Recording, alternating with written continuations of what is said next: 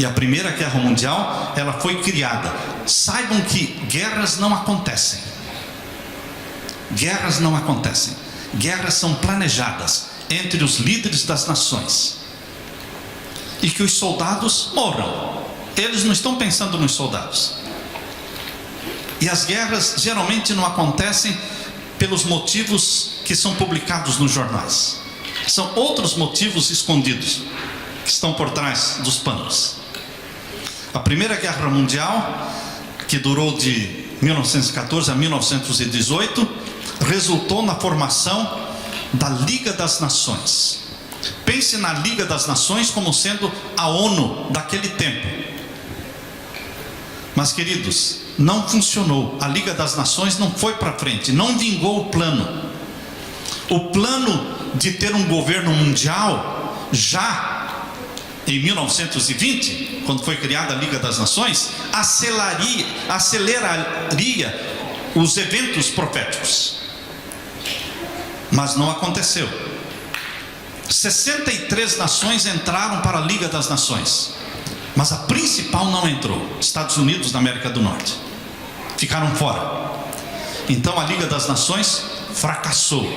E eles tiveram que revolucionar o mundo e tiveram que planejar uma Segunda Guerra Mundial de 39 a 45 para então criar a Liga das Nações moderna, chamada Organização das Nações Unidas. Foi formada com 53 nações, mas que hoje tem 193 nações fazendo parte da ONU.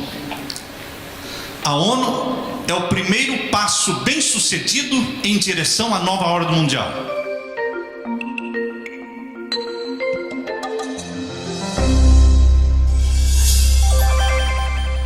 No primeiro capítulo, intitulado A Última Crise da Terra, o primeiro parágrafo, nós lemos: o tempo presente é de especial interesse para todas as pessoas, governantes e estadistas, pessoas que ocupam posições de confiança e autoridade, homens e mulheres pensantes de todas as classes, estão atentos aos fatos que se desenrolam ao nosso redor.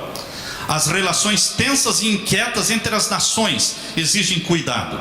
Essas pessoas estão observando a intensidade que está tomando posse de todo o elemento terrestre e reconhecem que algo de grande e decisivo está para ocorrer. Ou seja, que o mundo se encontra à beira de uma crise estupenda. Isso foi escrito em 1914. E em 1914 começou a Primeira Guerra Mundial, ceifando mais de 20 milhões de vidas.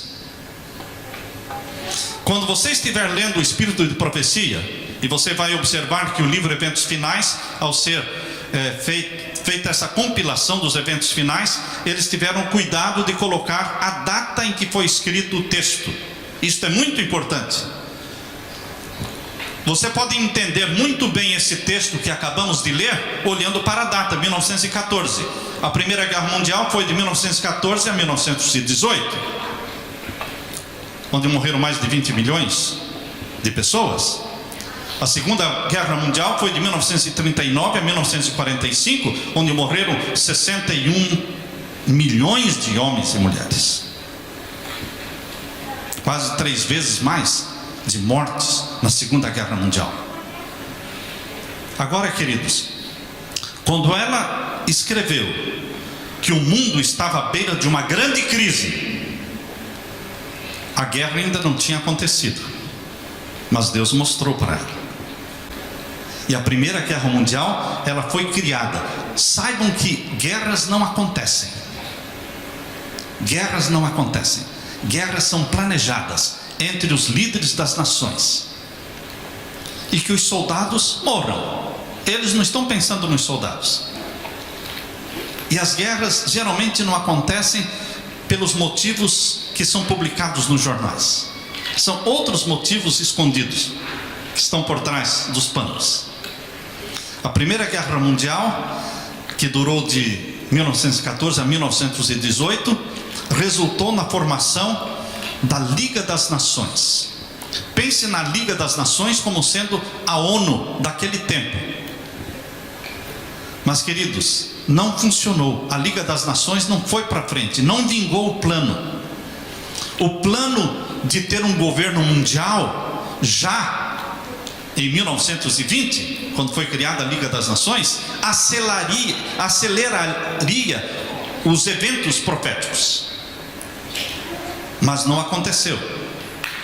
63 nações entraram para a Liga das Nações, mas a principal não entrou, Estados Unidos da América do Norte. Ficaram fora. Então a Liga das Nações fracassou. E eles tiveram que revolucionar o mundo e tiveram que planejar uma segunda guerra mundial, de 39 a 45, para então criar a Liga das Nações moderna, chamada Organização das Nações Unidas. Foi formada com 53 nações, mas que hoje tem 193 nações fazendo parte da ONU. A ONU é o primeiro passo bem sucedido em direção à nova ordem mundial. Repito, a ONU foi o primeiro passo bem sucedido em direção à nova ordem mundial, um governo mundial. Isso já deveria ter acontecido em 1920, mas não funcionou, porque os Estados Unidos ficaram fora. Mas agora, na ONU, eles entraram. Então, queridos, quando nós estamos lendo os textos, prestando atenção na data, nós poderemos entender melhor. Continua então, ainda no segundo parágrafo, na metade do segundo parágrafo, diz assim: as forças do mal estão se organizando e se consolidando. Elas estão se fortalecendo para a última grande crise. Grandes mudanças estão prestes a ocorrer no mundo, e os acontecimentos finais serão rápidos. Grandes mudanças. Que grandes mudanças ocorreriam no mundo? Um governo mundial. Ela escreveu em 1909 e o governo mundial foi fundado em 1920. E agora, queridos, nós estamos vivendo num tempo de governo mundial, porque a ONU, ela se intromete na vida de cada país. A ONU se propõe a depor e colocar presidentes e ministros e reis, enfim. Para você entender isso, basta olhar para a grande revolução que está ocorrendo no norte da África e no Oriente Médio, quando países estão invadindo países para derrubar os presidentes, os líderes, com a sanção da ONU. A ONU é o primeiro passo bem sucedido em direção à nova ordem mundial. Continuamos no parágrafo seguinte da primeira página aí do primeiro capítulo. O tempo de angústia que há de aumentar até o fim está muito próximo. Não temos tempo a perder. O mundo está agitado com o espírito de guerra. As profecias do capítulo 11 de Daniel quase atingiram seu cumprimento final. Quando foi escrito isso? 24 de novembro de 1904. O mundo está agitado com o espírito de guerra. Qual era a grande guerra que estava? A Primeira Guerra Mundial. Mas nós já passamos a Segunda Guerra Mundial. Nós já estamos beirando a Terceira Guerra Mundial. Já está tudo no esquema. A Terceira Guerra Mundial está à frente também. E a Terceira Guerra Mundial vai envolver árabes e israelitas.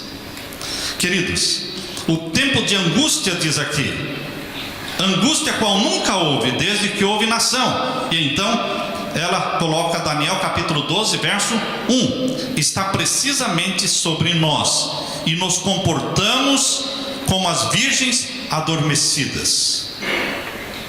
Hoje a igreja está como virgens adormecidas, como as 10 virgens, que todas dormiram. Mesmo aquelas que estavam abastecidas pelo azeite do Espírito Santo, também dormiram. Então nós temos membros mornos e membros que não são mornos, são bons cristãos adventistas, mas há uma sonolência geral, porque as 10 dormiram. Então nós temos que acordar-nos, porque se naquele tempo Deus escreveu esta mensagem de urgência, está precisamente diante de nós, angústia qual nunca houve. Agora nós temos motivos maiores para jejuar e para vigiar e orar, porque agora a angústia qual nunca houve está chegando. O mundo está se tornando cada vez mais iníquo. Em breve surgirá grande perturbação entre as nações, perturbação que não cessará até que Jesus venha. Ela escreveu em 1904. Mais embaixo diz: estamos no início da crise dos séculos. No início da crise dos séculos. Escreveu em 1914. Em rápida sucessão, os juízos de Deus se seguirão uns aos outros: fogo, inundações, terremotos, com guerras e derramamento de sangue. A Primeira Guerra Mundial assustou muito a todos, porque foi a Primeira Guerra Mundial. Depois veio a Segunda, e agora já não assusta tanto quando se fala na Terceira. Esperam nos tempos tormentosos. Se naquele tempo eles pensavam em tempos tormentosos, pense nos dias de hoje. Não pronunciemos, porém, palavra alguma de desalento ou descrença. Isso não é para desanimar ninguém, mas é para animar, porque um pouquinho de tempo mais, e o que há de vir, virá e não tardará. Amém. Quando nós estudamos os eventos finais, isso nos anima, nos reaviva. Eu não vejo pessoas desanimadas por causa dos eventos finais. Eu vejo pessoas reavivadas. É o contrário. Há muitos que pensam: não vou estudar sobre profecia, porque isso alarma o povo, deixa muita gente com medo. O contrário, reaviva, fortalece a fé, cria o senso de urgência. Deus tem advertido o seu povo de tudo o que vai acontecer. A Bíblia diz que Deus não fará coisa alguma sem primeiro revelar os seus segredos aos seus servos, os profetas. Deus revela. Assim como Satanás revela os seus planos aos seus agentes, Deus também revela os seus planos aos seus profetas. Assim, aqui na página 2, página 10, que é a segunda página do primeiro capítulo, página 10, diz que Deus revelou seus planos a Noé. Veio a palavra de Deus a Noé dizendo: entra na arca, tu e toda a tua casa, porque reconheço que tens sido justo diante de mim no meio desta geração. Gênesis 7, verso 1. Noé obedeceu e foi salvo. Deus não agiu às escondidas, Deus não fez em segredo, Deus revelou seu plano, e Noé se preparou com a sua família. Agora, queridos, fala então de Ló. Ló também não foi pego de surpresa. Deus tomou providências para que Ló fosse avisado da destruição de Sodoma e Gomorra. A Bíblia diz: levantai-vos, disse o anjo para Ló, levantai-vos, saí desse lugar, porque o Senhor há de destruir esta cidade. Gênesis 19, 14. Ló colocou-se sob a guarda dos mensageiros celestiais e foi salvo. Deus avisou. Da mesma forma, os discípulos foram avisados por Jesus da destruição de Jerusalém. Por que não morreu nenhum cristão na destruição de Jerusalém? No ano de 70, quando o Império Romano cercou Jerusalém e destruiu a cidade, morreram mais de 1 milhão de judeus, mas nenhum cristão, porque Jesus avisou os seus seguidores do que iria acontecer. Muitos vivem como se Deus não revelasse a sequência dos eventos finais. Deus revelou na sua palavra a sequência dos eventos finais, e Deus quer que o seu povo tenha consciência do que está para acontecer. Nós sabemos de onde viemos, nós sabemos onde estamos, e sabemos exatamente o que vai acontecer daqui para frente. Deus revela seus planos à sua igreja, ao seu povo, porém muitos não querem saber. Assim também agora nós estamos dando o aviso da segunda vinda de Jesus. Quantos estão se preparando?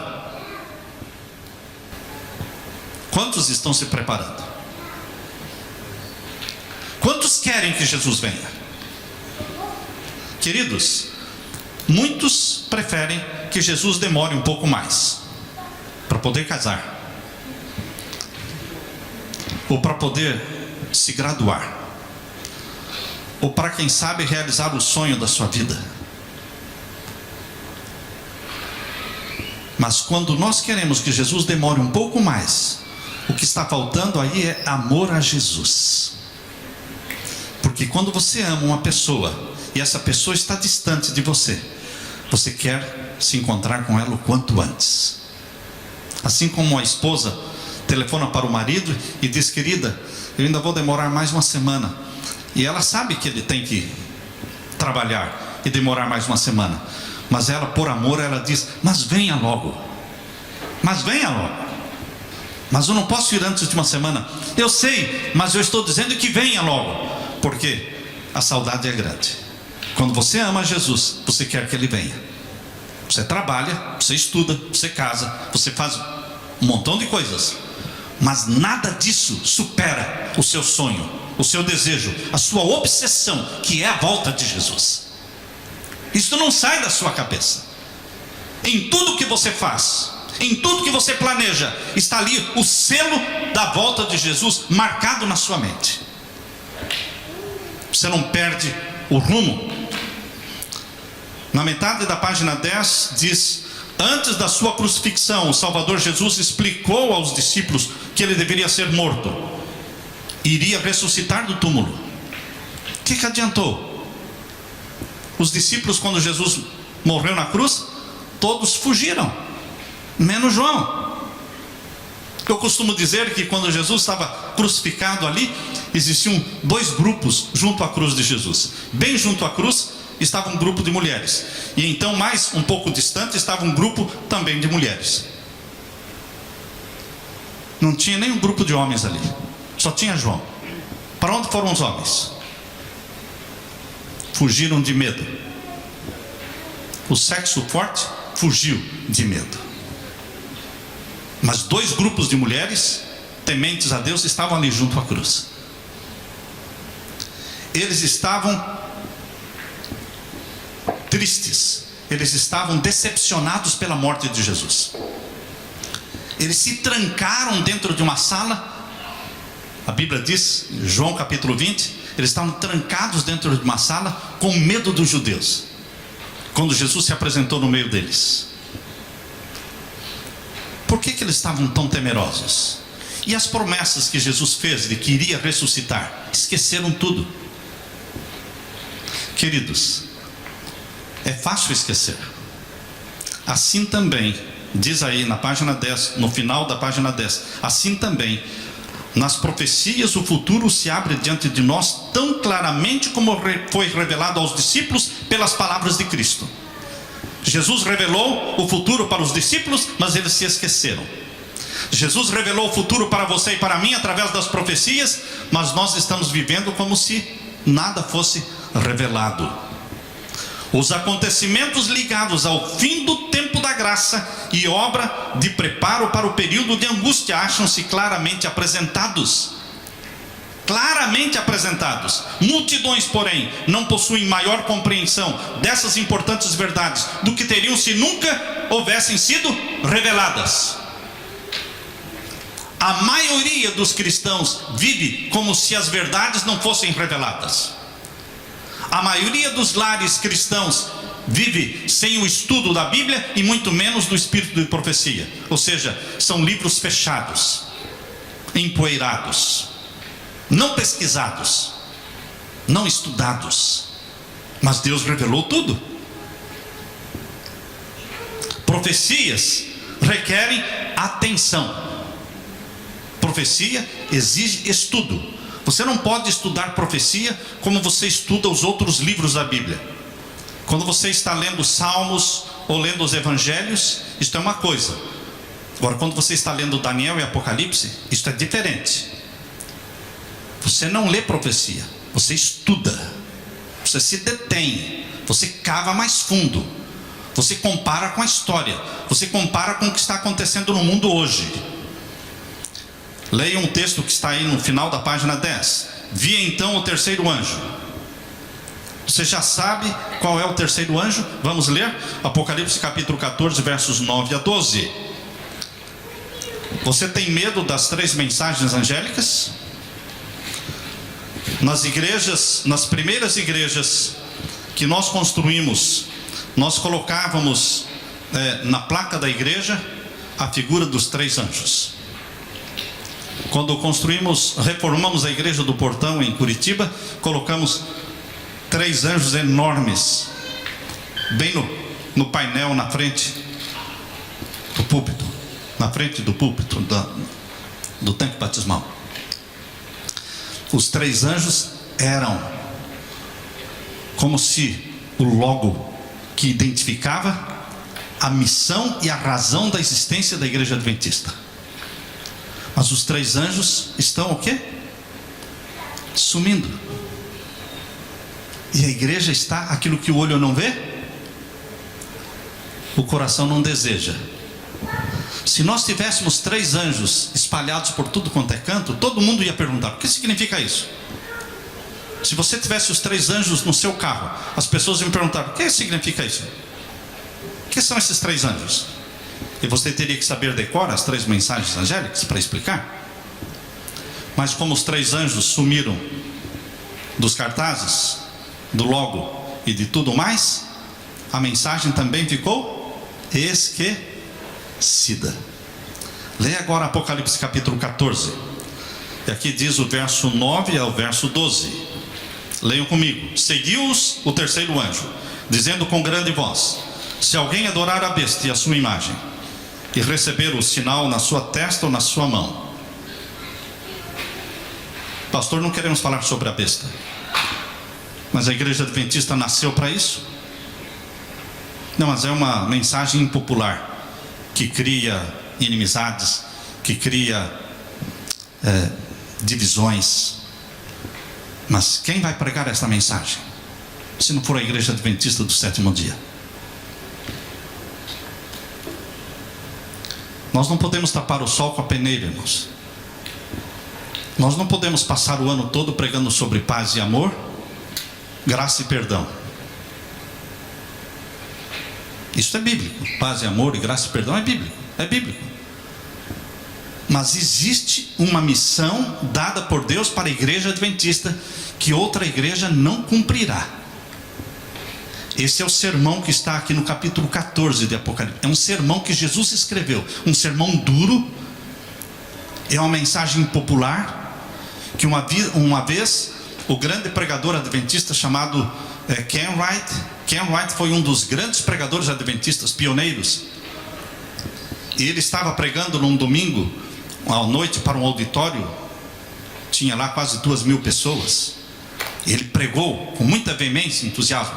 Quando ele estava voltando para casa, ao lado de um professor amigo, ele disse: se a mensagem adventista não fosse tão impopular, eu seria um grande pregador.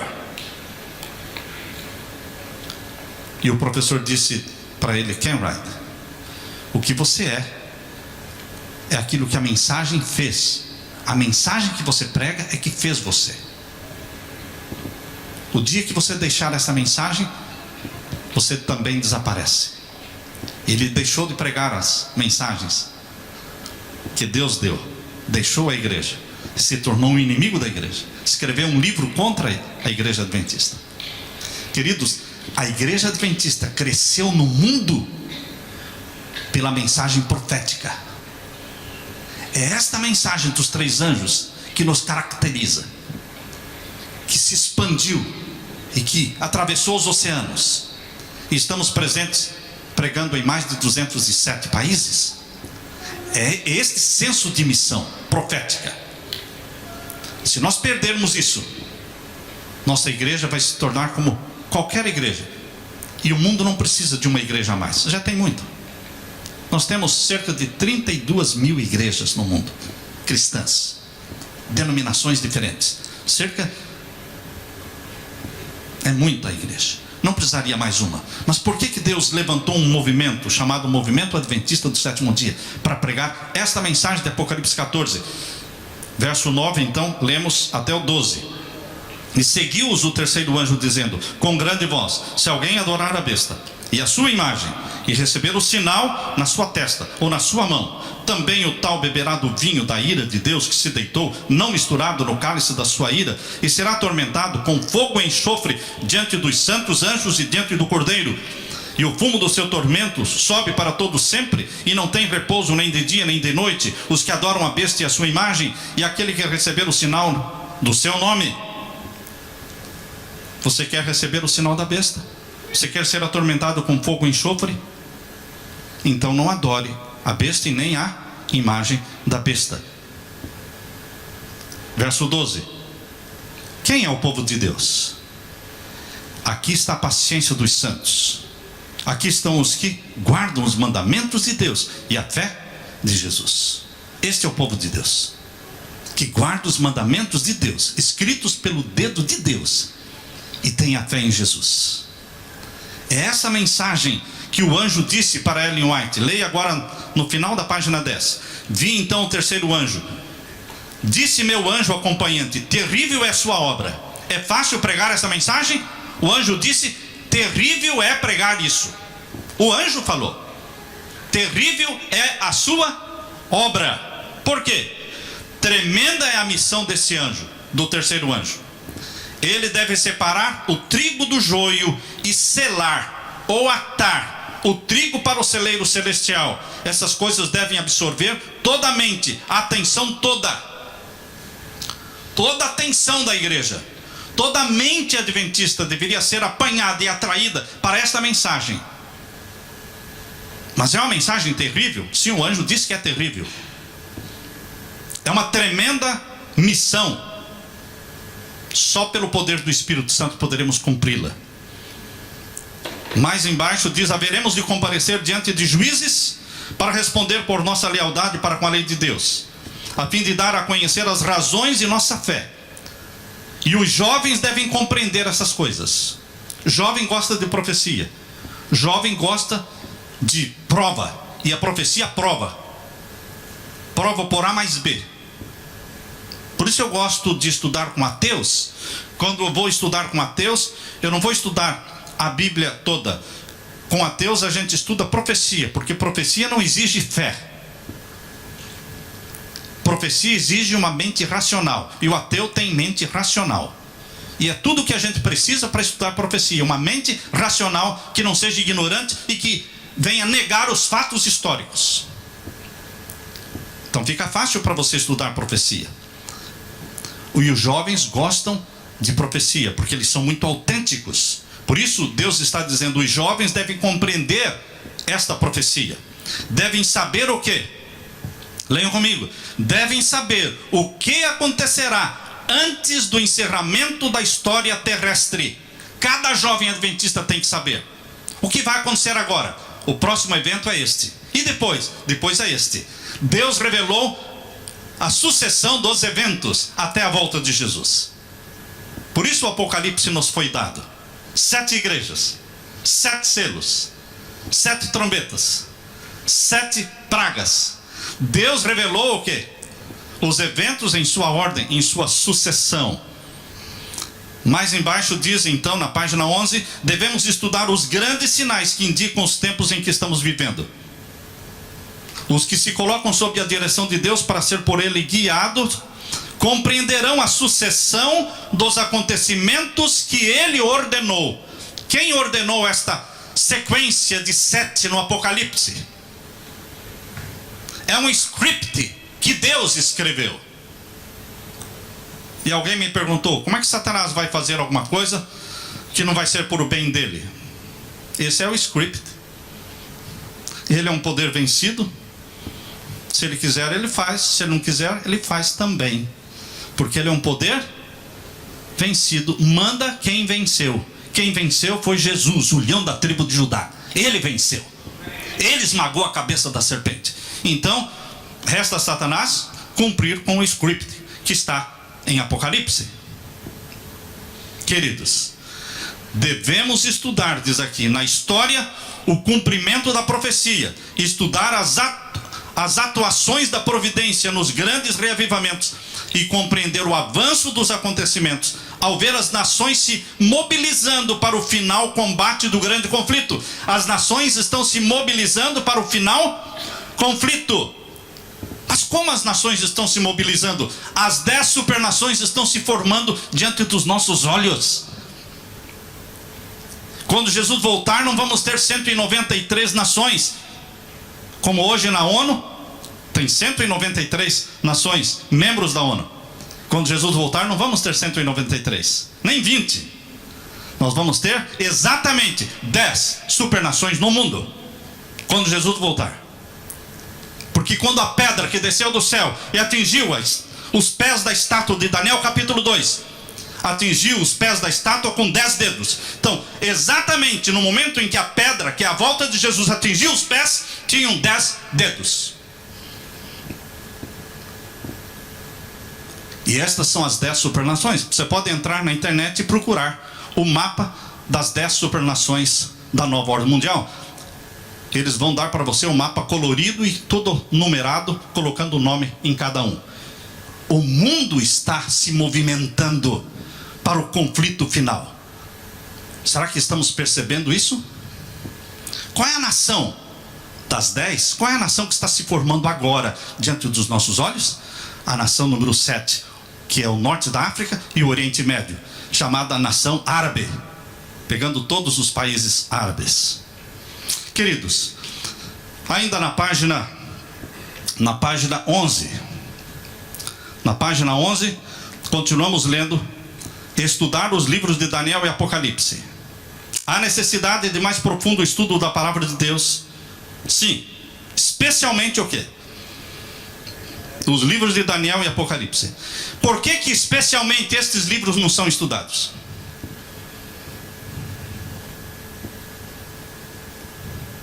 Por que que especialmente esses livros, quem estuda é rejeitado? Por quê? Queridos, quando as profecias do Apocalipse foram compreendidas, haverá um reavivamento. Não houve o reavivamento ainda, porque elas não foram entendidas. Porque Deus falou, quando forem entendidas, haverá um reavivamento. Por isso temos que estudar com oração. E você tem que estudar como se você fosse a única pessoa na terra, lutando para permanecer em pé, como se você fosse o único. Você tem que desenvolver sua fé. Queridos, aqui diz: a luz que Daniel recebeu de Deus foi dada especialmente para quando? Para estes últimos dias. Por que que jogamos todas as profecias de Daniel para o tempo da Idade Média? Por que que vamos jogar até Daniel capítulo 12, que é o último pedacinho de Daniel, jogamos também para a Idade Média? Sendo que a Bíblia diz, e também o Espírito de Profecia, que a luz que foi dada a Daniel foi dada para os últimos dias. Satanás quer que você se concentre na Idade Média. Esqueça o que está por acontecer agora. Daniel capítulo 12 é um contexto totalmente escatológico. Daniel capítulo 12 é um contexto totalmente voltado para o tempo do fim, a geração em que vivemos hoje. E lembrem-se, aqui está falando Daniel capítulo 12, para o tempo do fim.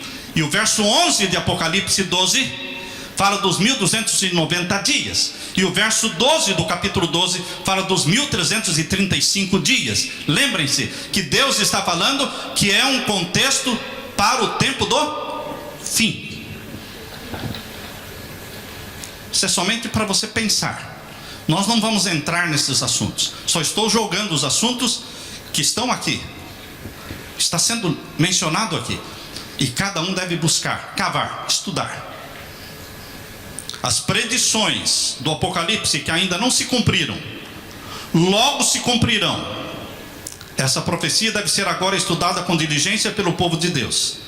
E também deve ser compreendida claramente. Ela não encobre a verdade, mas nos previne com clareza, revelando o que haverá no futuro. Apocalipse e Daniel mostram o que vai acontecer no futuro. Não fique no passado. As solenes mensagens que foram dadas em sua ordem no Apocalipse devem ocupar o primeiro lugar no espírito do povo de Deus. O primeiro assunto que deve ocupar a mente do povo de Deus é o assunto da profecia. Eu estava como pastor de uma igreja e chegou ali um pastor e eu o convidei para pregar. Ele passou a ser membro da igreja. E ele, na classe dos jovens, ele tinha algumas vantagens, né? Que ele era bem mais jovem, eu bem mais velho. Os jovens levam algumas vantagens. Então ele disse para os jovens: eu não gosto de profecia, Não gosto de quem gosta de profecia. Queridos, você pode não gostar de muita coisa, mas se você é adventista do sétimo dia e não gosta de profecia, o que é que você está fazendo aqui? Esta é a minha pergunta. Se você é membro da igreja adventista, se você é um líder da igreja adventista e não gosta de profecia, você está na igreja errada, porque essa é uma igreja profética. Ela nasceu numa data profética. Que ano? 1844. Foi a data final das 2.300 tardes e manhãs, a data final para a maior profecia da Bíblia de 2.300 anos. Nasceu numa data profética, com a mensagem profética, e tem que anunciar ao mundo. E agora você diz: não gosto de profecia? Esta é uma igreja de profecia. Ela se tornou famosa e cresceu no mundo, e chamou a atenção de todo mundo pela profecia. As solenes mensagens que foram dadas em sua ordem no Apocalipse devem ocupar o primeiro lugar no espírito do povo de Deus. Muitos há que não compreendem as profecias referentes aos nossos dias. Precisam ser esclarecidos. E agora, no próximo parágrafo diz: ergam os vigias agora a voz e deem a mensagem que é a verdade presente para este tempo. Eu vou gastar um minuto para explicar o que é a verdade presente. Qual era a verdade presente? Aliás, a lição desta semana, o pastor Mark Finley falou sobre isso. Lindo, lindo o que ele falou. Qual é a verdade presente nos dias de Pedro e de Paulo? Que Jesus é o Messias. Vocês estão esperando o Messias ainda? Jesus é o Messias. Essa era a verdade presente. Aquele que vocês crucificaram, Ele é o Messias. Ele ressuscitou, Ele subiu ao céu, Ele vai voltar, Ele é o Messias. Essa é a verdade presente. Verdade presente é uma verdade para um tempo. Dura toda a eternidade a verdade presente. Mas a ênfase, tem um tempo certo para dar ênfase naquela verdade. Hoje, queridos, a verdade presente não é de que Jesus é o Messias, porque, lógico que a maior religião do mundo é o cristianismo, e todos eles sabem que Jesus é o Messias. Então, quando você fala que Jesus é o Messias, você está chovendo no molhado, tá certo? Porque se todo mundo acredita, todo mundo cristão. Agora, qual é a verdade presente para os nossos dias? As 3 mensagens angélicas, que culminam com a volta de Jesus. Esta é uma verdade presente, que não poderia ter sido pregada antes de 1844. Como é que em 1600, como é que em 1500 alguém pregaria: é chegado o juízo? Não chegou o juízo. O juízo só chegou em 1844. Então, quando chegou o juízo em 1844, a mensagem presente começou a ser pregada. A mensagem presente é pregada e entendida no tempo certo, não antes. Chegou a hora do juízo. Essa é a primeira mensagem angélica. Caiu Babilônia, segunda mensagem angélica. Terceira: se alguém adorar a besta ou a imagem da besta e receber o sinal da besta, esse beberá do vinho da ira de Deus, sem mistura. Queridos, isso é verdade presente que Deus deu para a igreja adventista, para pregar, para viver uma urgência da volta de Jesus. Então, queridos, mostremos ao povo onde nos encontramos na história profética. A verdade presente mostra que nós vivemos na última geração. Eu posso assinar embaixo falando que esta é a última geração. Recebi ontem no meu iPhone uma fotografia do Papa Francisco. Eles disseram: tiramos essa fotografia no aeroporto de Goiânia. Tinha lá um banner e tornou-se capa da revista Caras no Brasil, e lá está Papa Francisco, o Papa do fim do mundo. Aleluia! O Papa do fim do mundo. Queridos, o povo lá fora está despertando, mas muitos aqui dentro ainda estão dormindo. ainda não perceberam que o Papa Francisco é o Papa do fim do mundo mesmo. Aleluia por isso, porque Jesus vai voltar. Jesus vai voltar. Deus estabeleceu, porém, um dia. Vejam a última linha da página 11, a última linha. Deus estabeleceu um dia para o término da obra, da história deste mundo. Há pessoas que pensam que Deus não tem um dia certo para a volta de Jesus, que depende. Deus não depende de nada. Deus é soberano. Já nos dias de Jesus ele falou do dia e da hora. Eu não sei, os anjos não sabem, somente meu Pai. Ele sabe. Se ele sabe é porque existe o dia e a hora. E aqui na última linha da página 11 está dizendo: Deus estabeleceu o quê? Um dia. Para quê? Para o fim deste mundo. Ah, mas está longe. Está longe? Viva como se fosse este ano. Viva como se fosse agora. E se não for, você não perdeu nada. Você não perdeu nada. Mas se você falecer, você está pronto.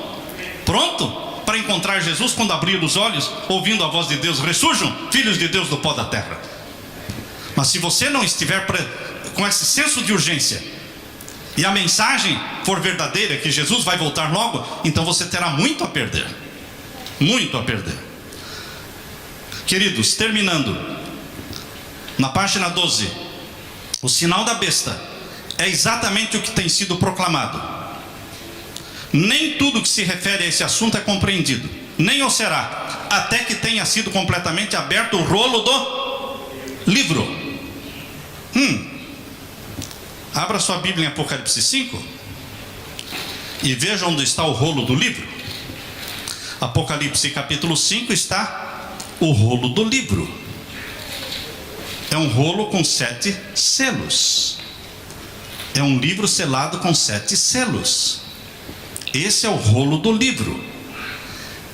Em 1900, quando Ellen White escreveu, ela disse que o sinal da besta é exatamente o que tem sido proclamado. Nem tudo que se refere ao sinal da besta, a este assunto, é compreendido, nem o será, até que tenha sido completamente aberto o rolo do livro. Quando é que o rolo do livro será completamente aberto? Quando for aberto o 6º e o 7º selo. Nós não vamos entender isso ao abrir o 1º selo, o 2º. Este assunto do sinal da besta seria entendido quando fosse aberto o 6º e o 7º. Por que o 6º? Porque o 6º é o decreto dominical. O 6º selo. Abra sua Bíblia em Apocalipse 7. Apocalipse capítulo 7 é continuação do 6º selo. O 6º selo começa em Apocalipse capítulo 6, verso 12. Estão lendo aí? Capítulo 6, verso 12. E havendo aberto o 6º selo, olhei, e eis que houve um grande tremor de terra. O sol tornou-se negro, e a lua tornou-se em sangue, e as estrelas dos céus caíram sobre a terra. Este é o 6º selo, que começa no verso 12 e vai em todo o capítulo 7. Ainda é o contexto do 6º selo. O contexto do 6º selo só acaba quando é aberto o 7º selo, no capítulo 8, verso 1. Capítulo 8, verso 1, abre o 7º selo. Aí acabou o contexto do 6º.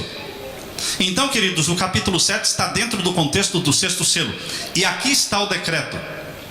Onde, pastor? No capítulo 7, verso 3. Capítulo 7, verso 3. Dizendo: não danifiqueis a terra, nem o mar, nem as árvores, até que hajamos assinalado nas suas testas os servos do nosso Deus. Quando o povo de Deus for selado pelo selo do Deus vivo, os ímpios serão selados pelo sinal da besta. O sinal da besta faz parte do 6º selo. Qual a prova? Porque o selo do Deus vivo faz parte do 6º selo. E a obra do selamento é paralela. Selando o povo de Deus e selando os ímpios é uma obra paralela, feita ao mesmo tempo. Uns simultânea, uns sendo selados para a vida eterna, outros sendo selados para perdição eterna. Está dentro do contexto do 6º selo. Por isso diz Deus aqui, vamos ler de novo esse texto que está na página 12. O sinal da besta é exatamente o que tem sido proclamado. Nem tudo que se refere a este assunto é compreendido. E em 1900, quando escreveu, não se entendia muito desse assunto.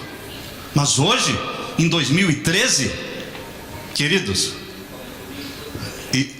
a lei dominical está se espalhando pela Europa e por todo lugar, irmãos. Em Israel, até Israel, o povo do sábado está trabalhando para uma lei dominical. Queridos, hoje nós estamos em condições de entender melhor a profecia do que 20, 30, 50 ou 100 anos atrás.